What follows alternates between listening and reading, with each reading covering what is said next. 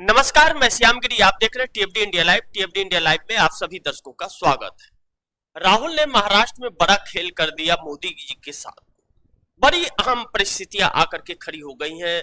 दिन प्रतिदिन हर एक सेकेंड जो राजनीतिक घटनाक्रम बढ़ रहे हैं, मोदी जी के लिए दिक्कतें हैं, इससे इंकार नहीं किया जा सकता। इस वक्त जिस तरह की मुसीबत नरेंद्र मोदी जी के लिए बैकफुट, वह कहते हैं ना कि समय अगर अच्छे रहते हैं तो मिट्टी को भी छुओ तो सोना हो जाता है, और समय अगर बुरा चल रहे हो तो सोना भी मिट्टी हो जाता है। इस वक्त मोदी जी के साथ ऐसा ही कुछ चल रहा है। यह किसी ने सोचा नहीं था कि यह दिन भी मोदी जी को देखने पड़ेंगे। मोदी जी ने स्वयं नहीं सोचा था, इसीलिए तो मोदी जी ने अपने आप को भगवान समझ लिया था। नहीं तो क्यों? वह देश के प्रधानमंत्री चुने गए थे, भगवान थोड़ी लाए गए थे। लेकिन वह अपने आप को भगवान समझ लिए, क्योंकि वह सोचे कि मैं अजर अमर हूं। उन्हें यह भूल गए वह कि यह मृतलोक है। यहां पर जो आया उसे जाना पड़ता है। सत्ता पर जो आता है वह 5 साल के लिए आता है। 5 साल में फिर उसको उसके भविष्य का फैसला किया जाता है। लेकिन उसके साथ भी खिलवाड़ हुआ, धांधलीबाजियां हुई। यह मैं नहीं कहता, लोग कहते हैं। और लोगों के अंदर यह सवाल है जिसका जवाब 10 सालों से नहीं मिला। 2014 के बाद जितने चुनाव हुए वह धांधलीबाजी में हुए, यह लोग कहते हैं। क्योंकि यह वजह है कि चुनाव आयोग का जो 2019 के अंदर 57% की विश्वसनीयता थी, वह अब 25 से 27% पे आ गई। अब तो और कम आ गई होगी, यह लोकसभा चुनाव के पहले की बात है। यह आंकड़े जारी हुए थे, सीएसडीएस ने जारी किया था। सरकारी संस्था, कोई और बाहरी नहीं है, हम जैसे लोग नहीं है। सरकार की संस्था, सरकार के दिए पैसे से वह संस्था चलती है। उस संस्था ने आंकड़े जारी किए कि 19 में जो विश्वसनीयता चुनाव आयोग के ऊपर आम जनता की 57% थी, वह अब 25 से 27% पे आ गई। और अब लोकसभा चुनाव के परिणाम के बाद और भी घट गई है। यह सच्चाई है। आंकड़े देश के सामने आते नहीं है, यह सरकार पहुंचाती नहीं है। हर आंकड़े गुमराह करती है और हर बात झूठ बोलती है। लेकिन इस वक्त जो हालात इस देश की सरकार का है, इस देश की सरकार ने सोचा भी नहीं होगा कि ऐसे दिन आएंगे, लेकिन वह आए। क्योंकि ऊपर वाले के घर देर होती है, अंधेर नहीं होती है। जिस तरह महाराष्ट्र के अंदर उठापटक है और जिस तरह अचानक अमित शाह भागे भागे महाराष्ट्र पहुंच रहे हैं, देखिए चुनाव कहीं और हो रहा है, खेल और कहीं और चल रहा है। मैंने आप दर्शकों को कहा था कि राहुल गांधी ने क्या कहा, मैं सरकार बदलने जा रहा हूं, राहुल गांधी ने कहा था। और राहुल गांधी वादे पे पक्के उतरते हुए नजर आ रहे हैं। सरकार बदलने की कवायद शुरू हो चुकी है। अब तब की परिस्थितियां आ रही हैं, नरेंद्र मोदी के लिए और अमित शाह के लिए मुसीबतें बढ़ रही हैं। बाकियों का क्या होगा वह बात में पता चलेगा, लेकिन फिलहाल तो नरेंद्र मोदी अमित शाह के लिए मुसीबत है। जब महाराष्ट्र के अंदर टूट फूट की खबर आने लगी कि मंत्री लोग छोड़ के जाने लगे, नितिन गडकरी का बयान आने लग गया, तो अमित शाह को भागकर महाराष्ट्र जाना पड़ा। बिहार में सब कुछ उथल पुथल है, बिहार में सब कुछ ठीक ठाक नहीं चल रहा है। बिहार और महाराष्ट्र बहुत बड़ा संकेत दे रहा है इस सरकार की नींव हिलाने का। लेकिन हरियाणा तो सफाया करता हुआ नजर आ रहा है। लेकिन बिहार में जिस तरह जेडीयू के अंदर ही, नीतीश कुमार के पार्टी के अंदर ही टूट फूट की संभावना है। यह लड़ गए हैं आपस में, नीतीश कुमार के लोग आपस में लड़ रहे हैं। कोई कह रहा है कि इंडिया के साथ और कोई कह रहा है एनडीए के साथ। बड़ी दुविधा में फंस गए नीतीश कुमार। एक धरा यह पूछ रहा है नीतीश कुमार से कि आपको आकर के क्या मिला मोदी के साथ। आप तो सीएम वहां पर भी थे और बिहार की वह गाथा सुना रहा है कि आपने तो बिहार के 90 लाख परिवार को जब जाति जनगणना कराई तो आपने 2 लाख रुपए का वादा किया था, 50-50 हजार की 4 किस्तें। लेकिन आप इधर आने के बाद भूल गए कि उन्हें उस रेखा से बाहर निकालना था।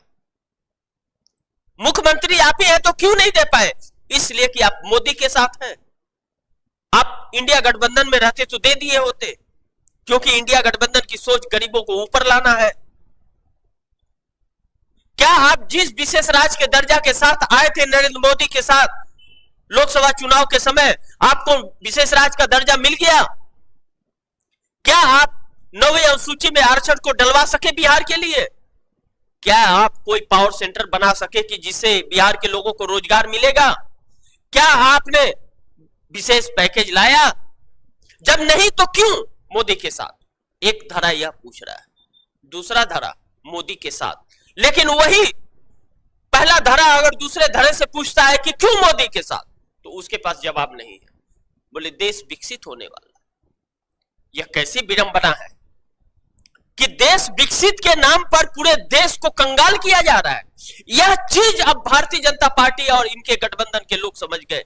यही वजह है कि महाराष्ट्र के अंदर ज्यादा से ज्यादा नेता एनडीए को छोड़ रहे हैं। एनडीए के यह कहा जा रहा है कि तकरीबन 45 नेता साथ छोड़ने वाले हैं, और अगर यह हुआ तो बड़ी मुश्किलों में आ जाएंगे नरेंद्र मोदी। ऐसी परिस्थितियां आएंगी, यह कभी नरेंद्र मोदी ने सोचा नहीं था। अमित शाह को भाग करके जाना पड़ता है महाराष्ट्र, अचानक 2 दिन पहले आए रहते हैं और फिर जाना पड़ता है। एक इंटरनल सर्वे यह बताता है कि देवेंद्र फडणवीस को जल्द से जल्द हटा दीजिए। देवेंद्र फडणवीस ही महाराष्ट्र की चेहरा है और उनके नाम पर भारतीय जनता पार्टी का बेड़ा गर्क हो रहा है। जो इंटरनल सर्वे आ रहा है, 50 सीटों के नीचे भाजपा सिमटती हुई नजर आ रही है। 103 सीटें इस वक्त भारतीय जनता पार्टी के पास महाराष्ट्र में है 288 में, और अब चुनाव में 50 के नीचे आती हुई नजर आ रही है। 103 सीट के जगह 50 के नीचे, यानी कि 50% से भी ज्यादा ग्राफ गिर गया है। और जितना लेट हो रहा है महाराष्ट्र का चुनाव, उतने ही भारतीय जनता पार्टी का सुपड़ा साफ हो रहा है। लेकिन उसके नेता यह जान गए कि अब बड़ी गड़बड़ होने वाली है। जिताऊ मंत्री, जो जीतने वाले मंत्री हैं, वह साथ छोड़ के जाने को तैयार है। उनका सेटिंग हो चुका है। वह कांग्रेस का दामन पकड़ते हुए महाराष्ट्र में नजर आ रहे हैं। वही मैंने कहा कि राहुल गांधी जम्मू कश्मीर में प्रचार कर रहे हैं, शरीर को कहीं और है, निशाना कहीं और है। यह तो भाजपा किया करती थी। लेकिन वही चीज राहुल गांधी ने खेल कर दिया। इसीलिए राहुल गांधी ने कहा था कि मैं सरकार बदलने जा रहा हूं। याद कीजिए प्रयागराज में राहुल गांधी ने अपने भाषण में प्रयागराज में अभी चंद दिनों, महीना दिन पहले, अमेरिका जाने के पहले उन्होंने कहा था मैं सरकार बदलने जा रहा हूं, और मैंने वह हेडिंग दिखाई थी आपको। आज 25 तारीख, ज्यादा दिन की बात नहीं हुई, 10-15 दिन की बात हुई। 15 दिनों में कहानी शुरू हो गई। उधर नीतीश कुमार एकदम भड़के हुए हैं। नीतीश कुमार के साथ छापेमारी करने के बावजूद भारतीय जनता पार्टी का सलकल नहीं बैठा। वह आंखें तरेर दिए और उन्होंने पार्टी में अपने बैठक करके उन सभी दरों को पहचान लिया कौन किसके साथ रहना चाहते हैं। और खुला जब बात हुआ तो एक दूसरे से जब सवाल हुआ तो पूछने वाले का जवाब किसी के पास नहीं है। मोदी भक्त नेताओं की भी नहीं है, जो जेडीयू के अंदर, नीतीश कुमार के पार्टी के अंदर जो है।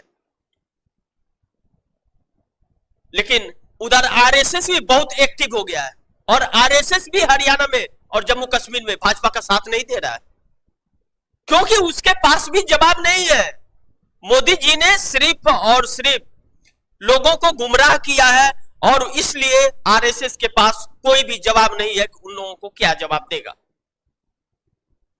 ऐसे में नरेंद्र मोदी के लिए मुश्किलें बढ़ गई, और संजय जोशी को बहुत जोर शोर से पेश कर रहा है अब आरएसएस, और नरेंद्र मोदी को हटाने का भी प्रयास।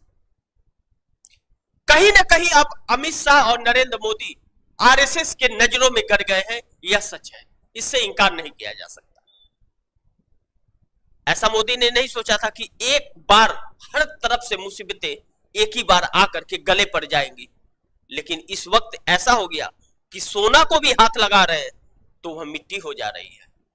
तिरुपति आंध्र प्रदेश को ले लीजिए, किस तरह से प्रसाद को लेकर के भ्रमित करने की कोशिश की जा रही थी। तिरुपति में खुद लैब है, खुद का लैब है तिरुपति का चेक करने के लिए, और उसमें चर्बी बता दी गई कि चर्बी उसमें शामिल है घी के अंदर। और यह हर 6 महीने पर टेंडर बदल जाता है। उसके बावजूद धर्म के आड़ में यह लोगों को कैसे गुमराह करते हैं, लेकिन वह भी नहीं चल पाया, वह भी मुंह की खा गए। और हैदराबाद सबसे बड़ा सेंटर है जांच करने का कोई भी चीज, गुजरात क्यों भेजे? अब गुजरात कोई भी कड़ी हो तो जाकर के गुजरात से मिलती है। 2 गुजराती बड़ी भारी पड़ गए। गुजरात मॉडल यह है। उड़ीसा में भाजपा की सरकार बन गई, नवीन पटनायक को हटा करके, उसमें सेंधमारी करके, छल से। जिसके साथ रहे, जिसका समर्थन लेते रहे, उसी के पीठ में छुरा घोंपती है। यानी कि घाती है यह, इसको घाती कहा जाता है। जब घाती लोग हों और उनकी सत्ता आ जाए तो मंदिर से सोना भी गायब हो गया उड़ीसा से। अब यह चीजें दिखा रही है कि चोर भी है क्या, और अगर नहीं है तो उसकी जांच क्यों नहीं हो रही? यह सरकार या सरकार की एजेंसियां क्या कर रही है? सिर्फ लोगों से चंदा वसूली कर सकती है क्या? जिस जिस जगह भी इसके राज है, हर जगह यही चीजें हो रही है। या तो महिलाओं के साथ बर्बरता हो रही है, या तो चोरी हो जा रही है मंदिर से सोना। अब सोने के ऊपर इनका निगाह पड़ गया है कि धार्मिक स्थलों में इतने सोना के क्यों है? उस सोने को अब हड़पो। पूरा देश तो हड़प बैठे, कंगाल कर दिया। अब मंदिरों को कंगाल करो, क्योंकि वहां श्रद्धा से लोग जाते हैं, और वहां जब आत्मघाती लोग चले जाए तो मामला तो बिगड़ेगा। ऐसे में परिस्थितियां एक अलग प्रारूप भी ले रही हैं। और इस वक्त में भारतीय जनता पार्टी के अंदर ही दरार पड़ रहा है। कल शाम के प्रोग्राम में आप दर्शकों को मैं बताया था, नितिन गडकरी ने क्या कहा? नितिन गडकरी ने कहा कि मुझे प्रधानमंत्री का ऑफर था, बार बार क्यों बोल रहे हैं? एक बार बोल दिए ठीक है, लेकिन बार बार क्यों बोल रहे हैं? जरूर कोई बात है। आरएसएस का भी सपोर्ट है इसका मतलब। और नितिन गडकरी ने कहा, क्या कहा? कि नितिन गडकरी ने यह कहा था कि मोदी जी को सुनने की आदत डाल ले। अब सुनना पड़ेगा और बर्दाश्त भी करना पड़ेगा। और मंत्री भी साथ छोड़ रहे हैं मोदी जी का, यह मैं नहीं कह रहा हूं, नितिन गडकरी ने कहा। हालांकि बाद में उन्होंने कहा कि मैं वैसे मजाक कर रहा था। यह मजाक की बात थोड़ी है, दिल की बात जुबां पे आ गई, यह हकीकत है। और नितिन गडकरी ने वह बातें कह दी। और उसके बाद कल ही कहा, अभी कल रात के 8 बजे के प्रोग्राम में मैंने आप दर्शकों को बताया यह सब चीजें। और उसके बाद गृह मंत्री अमित शाह, जो भारतीय जनता पार्टी के चारक कहे जाते हैं, वह चारक है भी या नहीं अब तो शक है, वह महाराष्ट्र पहुंच जाते हैं। और एक इंटरनल सर्वे आता हुआ सर्वे चौंका देता है कि देवेंद्र फडणवीस को पहले साइड करो। तो और क्या, अजीत पवार का भी नंबर है क्या? और जिताऊ कैंडिडेट जाने को तैयार है, जिताऊ कैंडिडेट इनके साथ चुनाव लड़ने को तैयार महाराष्ट्र में नहीं है।